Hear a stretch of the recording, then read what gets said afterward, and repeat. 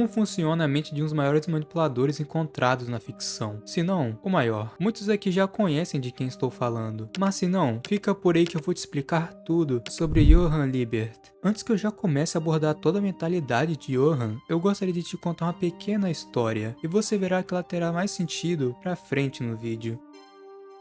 Era uma vez um monstro que nasceu dentro de um homem. Mas ele não tinha nome. O monstro queria desesperadamente um nome. Então ele se dividiu em dois e seguiu caminhos separados. Cada metade procurava um nome para si. A primeira metade encontrou uma cidade e com um sorriso conquistou a confiança de todos. As pessoas começaram a amá-lo e lhe deram um nome. Agora que tinha um nome, ele se tornou um governante da cidade. Mas um dia, sua outra metade apareceu na cidade. O monstro que governava sentiu um grande vazio e percebeu que ainda não era completo. Então, ele devorou sua outra metade, e mesmo assim, o vazio permaneceu. O monstro continuou vagando, devorando mais e mais pessoas, tentando preencher aquele vazio, mas nada o saciava. No fim, ele devorou tantas pessoas que não havia mais ninguém, e sem mais nada para consumir, ele ficou sozinho e sem nome. Johann é um menino nascido na Tchecoslováquia, naturalizado alemão. Junto de sua irmã gêmea Nina, eles viviam sendo experimentos sociais do governo, em busca de criar um líder perfeito. Quando pequeno, nosso caro Liebert usou uma de suas principais armas que ainda estava em fase de desenvolvimento: a manipulação. Em uma mansão onde ele era treinado, decidiu dar o troco, fazendo ele mesmo um experimento somente para ver o que acontecia. Johann, que vivia com outras crianças naquele lugar, usou de principal ferramenta para fugir daquele lugar. E quando todo o circo já estava pegando fogo, ele quis fazer um último experimento, comprovar sua existência levando um tiro entre os seus olhos por sua própria irmã. E a morte não quis o levar, sendo salvo por um doutor que no futuro iria se arrepender muito dessa decisão. E agora separado de sua irmã, o monstro foi atrás de um nome para si. Antes de continuarmos, eu gostaria de dizer que esse vídeo é dividido em tópicos. Isso quer dizer que você pode ver passando o mouse ou o dedo por cima da barra de tempo. Então você pode repetir ou ir para as partes que mais te interessam. No entanto, eu recomendo que você as veja em sequência, para uma melhor experiência. Dito isso, continuemos.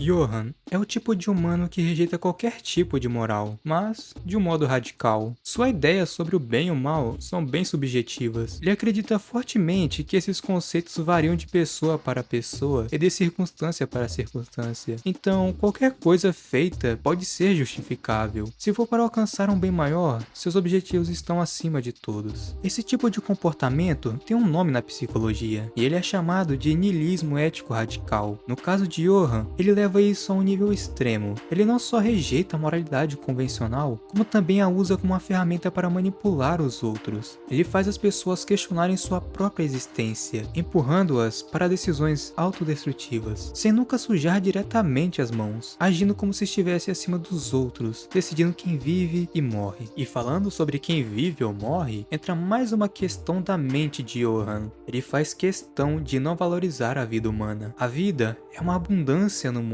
Por isso que a morte é uma opção muito mais atraente para ele. Não há sentido em valorizar a vida, porque há bilhões de pessoas no mundo, todas vivendo de forma mecânica, seguindo sistemas sem questionar. Por isso que mortes são especiais, pois elas são um marco da existência, a única coisa que realmente pode imortalizar o legado dessas vidas. E quanto mais brutal ou impactante, mais esse legado vai se estabelecer. Esse pensamento pode ser visto como um tipo de niilismo existencial extremo. Enquanto muitas pessoas tentam encontrar um propósito para justificar a vida, Johann faz o oposto. Ele aceita que a vida não tem um propósito e age de acordo com essa crença. Ele transforma essa ideia em uma filosofia pessoal, usando-a para manipular e destruir as pessoas ao seu redor. Johann também brinca com o conceito de identidade. Se alguém morre sem deixar nada para trás, essa pessoa realmente existiu?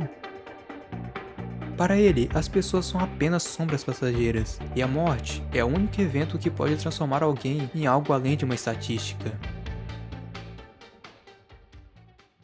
Passando para o próximo tópico, nós temos a descrença de Johann na justiça humana. A descrença de Johann na justiça humana é um dos pilares da sua filosofia. Ele não apenas desacredita no sistema judicial, mas também acredita na própria ideia de justiça como um conceito absoluto. A justiça é apenas uma ilusão criada pelos fracos para manter uma falsa ordem. A sociedade impõe regras e punições, mas no final das contas, essas regras são moldadas por interesses, pela hipocrisia e pela necessidade de controle. Ele vê isso como uma farsa. Não existe uma justiça verdadeira, apenas um jogo de poder onde os mais fortes moldam a realidade como querem. O mundo é um lugar governado pelo caos e arbitrariedade dos humanos, onde não existe uma real punição ou merecimento. O sistema jurídico pode ser enganado, as autoridades podem ser corrompidas e no final, os crimes mais hediondos podem ser encobertos. E ele mesmo provou isso diversas vezes, quando destrói vidas sem deixar rastros, enquanto o sistema falha em detê-lo. Ou mesmo no caso da sua morte, quando ele foi salvo pelo médico Tema, o mesmo doutor que o salvou da morte, mesmo sabendo o que Johann era. E agora o mesmo é assombrado pelo monstro. Além disso, ele vê a justiça como algo subjetivo. O que é certo para uma pessoa pode ser errado para outra. Um assassinato pode ser considerado um crime, mas também pode ser justificado como um ato de justiça ou vingança, dependendo da perspectiva. Para ele, essa ambiguidade prova que justiça não é uma verdade universal, mas sim um conceito frágil que pode ser distorcido conforme a necessidade de quem está no controle. E Johann está sempre no controle. Ele não precisa de um tribunal para julgar ninguém, porque ele mesmo se coloca como juiz, carrasco e executor. Ele decide quem merece viver e quem deve desaparecer, não por algum senso de justiça, mas porque ele enxerga o mundo sem a lente da moralidade. Para ele, o mundo já é caótico, e a justiça não passa de uma desculpa para esconder essa realidade. A esse ponto, você já deve ter notado que o niilismo de Johann é do tipo pessimista e cínico, um tipo de pessoa que só vive o presente, sem planos claros para o futuro. É claro que em vários momentos tivemos ele montando planos para o futuro, mas isso em prol de objetivos de controle e experimentação, como no seu plano de dominar a economia alemã, ou no momento em que ele pediu para sua irmã atirar nele. Diferente de um hedonista que tenta preencher o vazio existencial com prazeres momentâneos, Johann age como um verdadeiro cínico. Ele rejeita qualquer forma de prazer que não sirva para seus próprios fins. Não o vemos buscando riqueza, fama ou luxos. Quando ele traça planos para o futuro, não é porque deseja algo para si, mas porque está jogando com o mundo, como se fosse um tabuleiro de xadrez, testando o que pode fazer com as peças que tem. O grande exemplo disso está no seu experimento com a sua própria irmã, Nina. Ele poderia ter fugido com ela e levado uma vida anônima, mas não. Ele escolheu um caminho que envolvia dor e sofrimento, simplesmente para ver até onde aquilo levaria. Quanto mais pede para sua irmã tirar nele, não é apenas um gesto simbólico, é um teste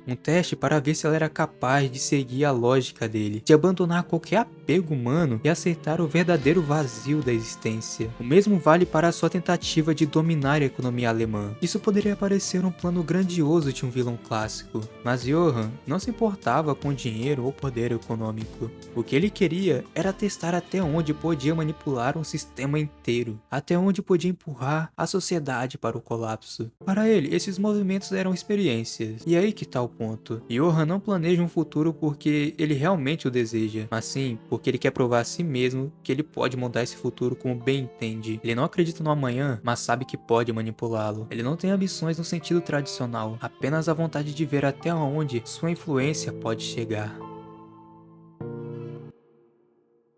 Johann é totalmente capaz de se tornar qualquer persona, literalmente. Chega a ser assustador o quão bem ele consegue fazer isso. Um perfeito exemplo disso foi quando ele se tornou sua irmã, algo que eu poderia chamar de o experimento final de Johann. E funcionou bem assim. Johann sempre buscou entender a essência do ser humano, o que define uma identidade, o que diferencia um monstro de uma pessoa comum. Ao se vestir como sua irmã, ele leva esse experimento ao extremo, testando até onde poderia ir sem que ninguém percebesse a troca. Se ele pudesse passar por Nina sem que ninguém questionasse, isso provaria que sua teoria de que a identidade é um conceito frágil e que as pessoas só enxergam o que querem ver. Ele queria ver até onde o amor materno poderia ir. Esse fator foi determinante para Johann testar até que ponto uma mãe é capaz de amar seus filhos. Isso também se relaciona com o trauma na infância dele. A mãe biológica de Johann parecia parecia ter escolhido um dos filhos para morrer, quando entregou uma das crianças para os experimentos do governo. Mas quem foi escolhido? Johan ou sua irmã? Talvez ele tenha vestido as roupas de Nina como uma forma de repetir essa cena e obter uma resposta definitiva. Ele queria saber se havia sido o escolhido para morrer desde o começo. Essa cena resume perfeitamente o tema central de Johan, o vazio da identidade e o niilismo absoluto. Ele não se via como um indivíduo separado de sua irmã, nem via importância no conceito de ser alguém. Para ele, as pessoas são apenas máscaras vazias e intercambiáveis.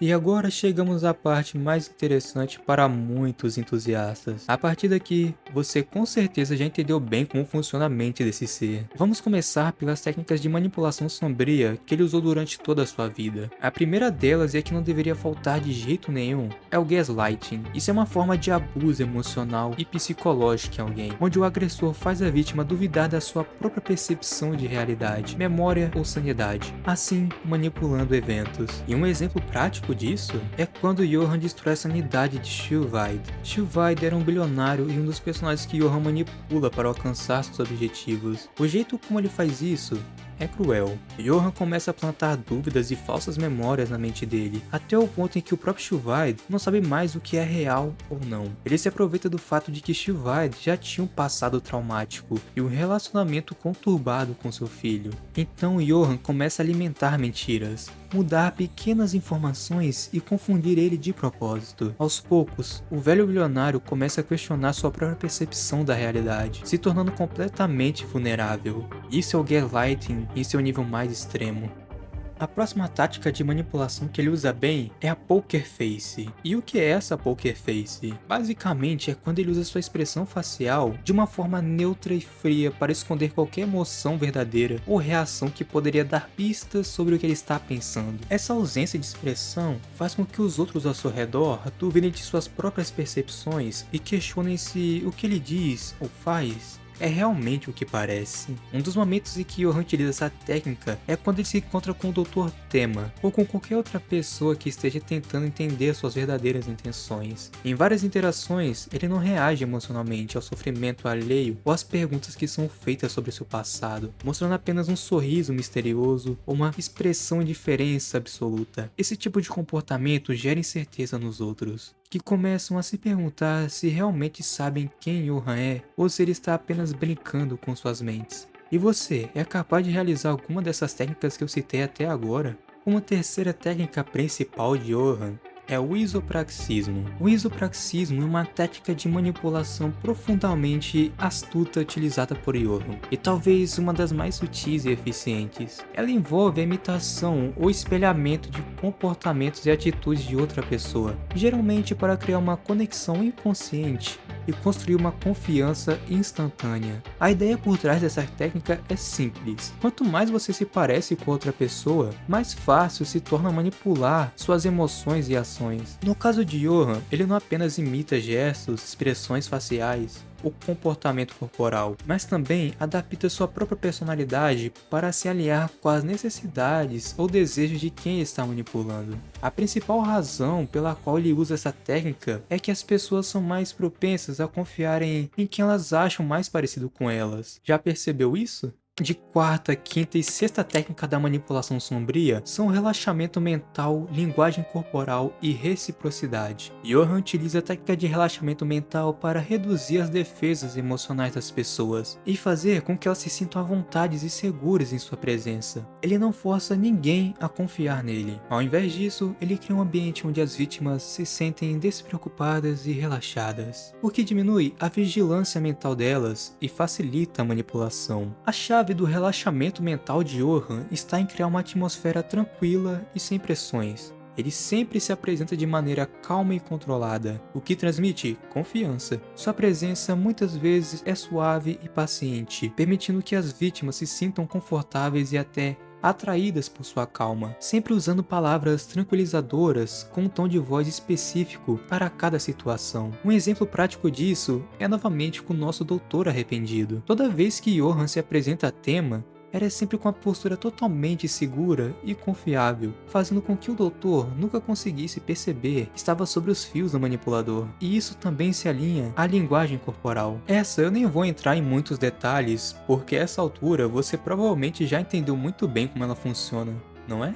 A reciprocidade é uma das piores que tem quando se usa para manipular pessoas, pois humanos naturalmente têm o desejo de retribuir um favor, e a forma como o Liberty usa isso é insana. A técnica da reciprocidade é uma das mais antigas e poderosas formas de manipulação social. A ideia por trás dela é simples. Se você faz algo por alguém, a outra pessoa se sentirá em dívida e será mais propensa a fazer algo por você em retorno. Johan usa essa técnica de forma extremamente eficaz, oferecendo favores, proteção ou aconselhamento para criar um senso de obrigação nas pessoas. Ele sabe que, ao dar algo, a vítima se sentirá em dívida, e quando ele precisar de algo em troca, a pessoa terá dificuldade em recusar. Johan é mestre em criar situações em que ele parece estar oferecendo algo de valor a alguém, mas na verdade ele está preparando o terreno para que a pessoa o sirva em algum momento, seja por um meio de um gesto de simpatia, de uma informação ou de um simples ato de bondade, mesmo que superficial. Ele sabe exatamente como criar um senso de reciprocidade nas pessoas. E por aqui eu já até ia finalizar com essa coisa de manipulação, porque cara, sério, isso aqui ficou muito longo. Esse cara é simplesmente absurdo. Ele é a personificação da manipulação social. Tem tantas outras táticas que ele usa, como o isolamento social, sedução psicológica, observação, reforço negativo, comunicação, projeção e muito mais. Por isso que ele não é apenas um manipulador qualquer. Johan é um manipulador definitivo. Ele não força ninguém a fazer nada. Ele apenas planta a semente certa, no momento certo, e assiste enquanto a própria vítima cava a própria cova. E para finalizar com chave de ouro, muitos aqui já entenderam a história do monstro sem nome, mesmo sem assistirem o anime ou terem ouvido falar. Mas se você não entendeu, deixa eu te dar um breve resumo da ópera. O monstro, que se dividiu em dois para procurar um nome para si, eram na verdade Johan e Nina, e esse conto simboliza perfeitamente o dilema existencial de ambos. O monstro original se dividiu em dois, pois buscava algo que preenchesse o vazio, mas no fim, nenhum dos dois conseguiu encontrar um nome. Essa metáfora reflete a trajetória de Johan e Nina. Eles foram separados à força na infância, vítimas de um experimento cruel. Nina conseguiu encontrar um propósito e uma identidade própria, mas Johan nunca encontrou nada. Ele passou a vida tentando provar que a identidade humana é uma ilusão. Ele testou essa teoria repetidamente, manipulando pessoas, assumindo outras identidades, até se passar por sua própria irmã. E no fim, quando ele foi confrontado, quando ele teve a chance de finalmente saber quem ele realmente era, ele simplesmente desapareceu.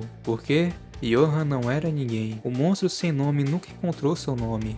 E no fim, ele deixou de existir, assim como Johan. E cara, se você viu até aqui, é porque você gostou, né? Então por que você não se inscreve e deixa seu comentário aí sobre o que achou do vídeo? Talvez um detalhe que eu tenha deixado passar que você possa dizer. Esse vídeo realmente me deu um trabalho danado, afinal eu fiz tudo sozinho. Então já ajudaria demais se vocês dessem essa força. Muito obrigado por você que assistiu até aqui e até a próxima.